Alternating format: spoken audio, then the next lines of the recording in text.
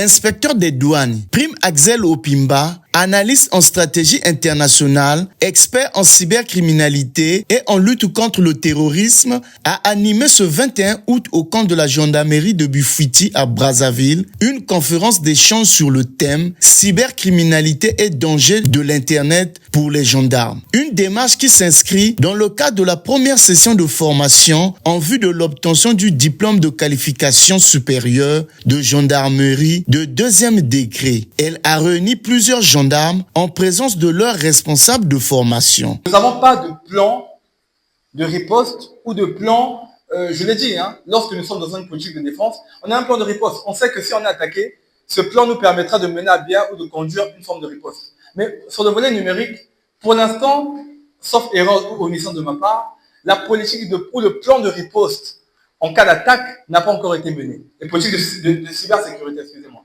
Il faut que nous ayons justement ce plan de cybersécurité. En cas d'attaque, qu'est-ce que nous pouvons faire? L'initiative, elle est déjà très intéressante. Ça montre déjà l'implication des acteurs, non seulement militaires, dans le combat contre la cybercriminalité, mais ça permet aussi aux gendarmes, qui sont d'abord des citoyens, de connaître et de savoir, au travers de la conférence d'aujourd'hui, que le premier vecteur ou le premier grand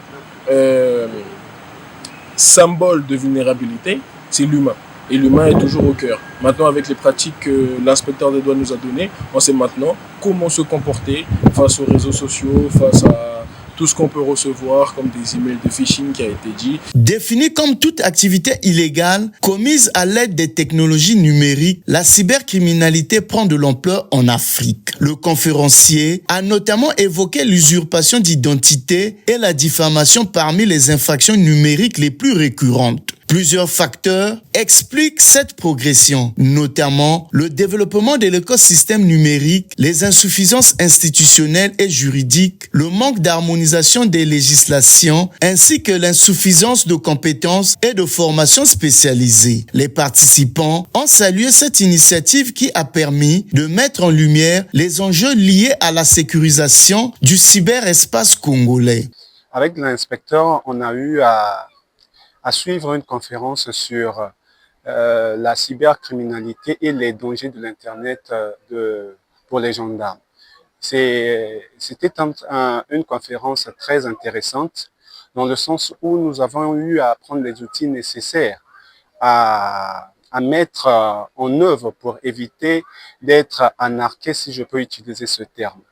Et il y avait de ces choses qu'on ne connaissait pas sur les dangers relatifs à la crypto-monnaie, par exemple, et bien d'autres aspects.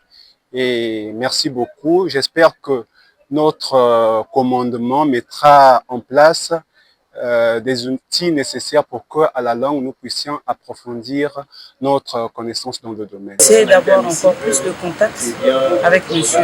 Prime Axel, avec M. l'inspecteur, et d'avoir plus d'échanges pour les stages à venir et plus de conférences.